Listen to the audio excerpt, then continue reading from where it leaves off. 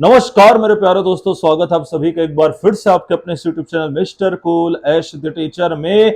दोस्तों, जैसा कि मैंने आप लोगों से वादा किया था कि 2 दिन और दोनों अहम सुनवाई की लाइव हियरिंग और उसके ऊपर एनालिसिस वीडियो सबसे पहले और सबसे तेज आपको इस चैनल के माध्यम से प्राप्त होगी। और दोस्तों, ऐसा ही मैंने किया। आज की लाइव हियरिंग उम्मीद करता हूं, आशा करता हूं कि आप लोगों ने देख लिया होगा। अगर नहीं देखा दोस्तों तो तीनों वीडियो को जाकर के देख लीजिए, फिर इस वीडियो में आइएगा, आपको चीजें और अच्छे तरीके से क्लियर होंगी। चलिए दोस्तों, सीधा पॉइंट में बढ़ते, सीधा मुद्दे की ओर आते हैं। दोस्तों, मैं तैयारी कर रहा था कि आज के सुनवाई की एनालिसिस वीडियो मैं बनाऊं। इसी बीच में मैं देखता हूं कि आज ही ऑर्डर कॉपी जो है दोस्तों वो जारी कर दिया जाता है आज की सुनवाई का। तो मैंने सोचा कि सीधा ऑर्डर कॉपी का ही एनालिसिस कर लिया जाए और ऑर्डर कॉपी में जो चीजें शामिल नहीं हुई है लेकिन जो चीजें सुनवाई में व्यक्त की गई है उसके ऊपर भी कर ली जाए चर्चा। तो चलिए दोस्तों, सीधा ऑर्डर कॉपी कर बढ़ते हैं। यहां पर आपको दिख रही होगी ऑर्डर कॉपी। मैं इसका सीधा हिंदी में आप लोग के सटीक विश्लेषण करता हूं दोस्तों कि क्या बोला गया है। प्रतिवादियों के अधिवक्ता ने उत्तर हलफनामा प्रस्तुत करने हेतु 15 दिन का समय मांगा है। जी हां दोस्तों, आपने बिल्कुल सही सुना, 15 दिन का समय मांगा है। किसने? प्रतिवादियों ने, उत्तरदाताओं ने, याचिकाकर्ता के बात की जवाब देने के लिए। अब यहां पर इसका मतलब क्या है दोस्तों? तो जैसा कि मैंने बोला कि जो सुनवाई में जो ऑर्डर कॉपी बातें छूट गई है उसको मैं इसमें कवर करता जाऊंगा। तो देखिए दोस्तों, यहां पर बेसिकली बात यह हो रही है कि पिटिशनर की तरफ से, याचिकाकर्ता की तरफ से ऑनरेबल जस्टिस विधु दत्ता गुरु से यह मांग की गई थी कि सर, जो 984 पोस्ट है उसे भी नहीं भरा गया है और 1316 पोस्ट भी नहीं भरे गए हैं, जो कि 5वें राउंड की काउंसलिंग के बाद भी खाली बचे हुए हैं।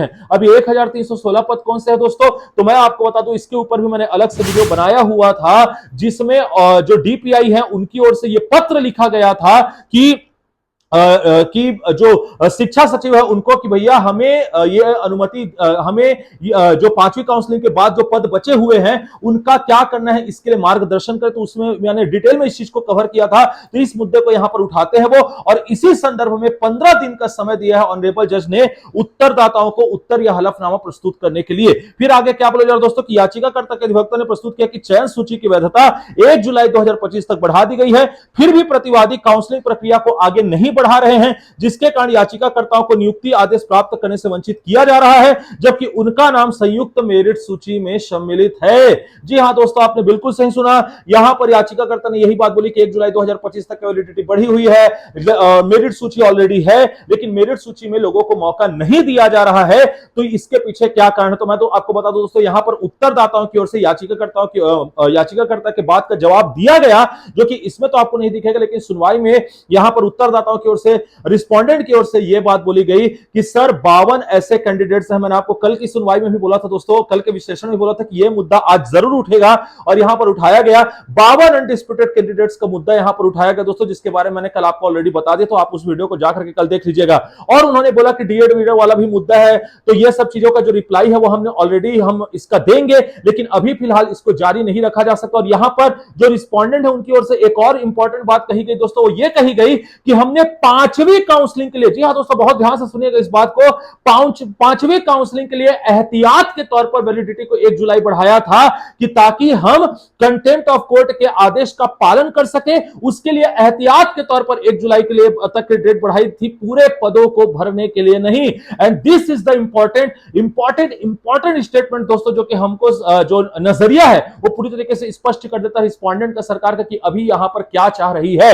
अब यहां पर मैं बता दूं दोस्तों कि आगे क्या कहा जा रहा है कि न्यायालय फिर क्या आदेश देता है कि याचिकाकर्ता उत्तर हलफनामा प्रस्तुत होने के बाद इस मामले का विशेष उल्लेख न्यायालय की छुट्टियों के दौरान भी कर सकते हैं। और मैं आपको बता दूं दोस्तों कि अभी फिलहाल नेक्स्ट डेट नहीं दिया गया है। तो दोस्तों, यह हुआ था आज पूरे के पूरे सुनवाई में। दोस्तों, जैसा कि मैंने आपको थंबनेल में भी लिखा है कि अब इसमें आगे क्या हो सकता है। तो देखिए दोस्तों, आज की सुनवाई में कि 5वीं अगली सूची के लिए डीपीआई क्या चाह रहा है, कैसा चाह रहा है, इसमें उन्होंने अपना स्टैंड पूरी तरीके से क्लियर कर दिया है कि भैया 5वीं सूची के जो टारगेट है उसको पूरा करने के लिए हमने वैलिडिटी को 1 जुलाई बढ़ाया हुआ था, लेकिन पूरे के पूरे चीजों पर भर्ती करने के लिए हमने 1 जुलाई तक की वैलिडिटी नहीं बढ़ाई थी। इसके अलावा रिप्लाई डीपीआई भी सबमिट करने के लिए वो एग्री हो गए हैं। इसका मतलब डीपीआई अपने स्टैंड पर टिका हुआ है कि हमने जितनी भर्ती करनी थी कर ली। लेकिन यहां पर दूसरी इंपॉर्टेंट बात यह भी है दोस्तों कि जैसा कि मैंने आपको उस वीडियो में बताया था कि 1316 पदों पर भर्ती के लिए शिक्षा सचिव से ये पूछा गया कि आगे क्या करना चाहिए, तो यहां पर भी स्टैंड जो है वो क्लियर नजर आ रहा है डीपीआई का।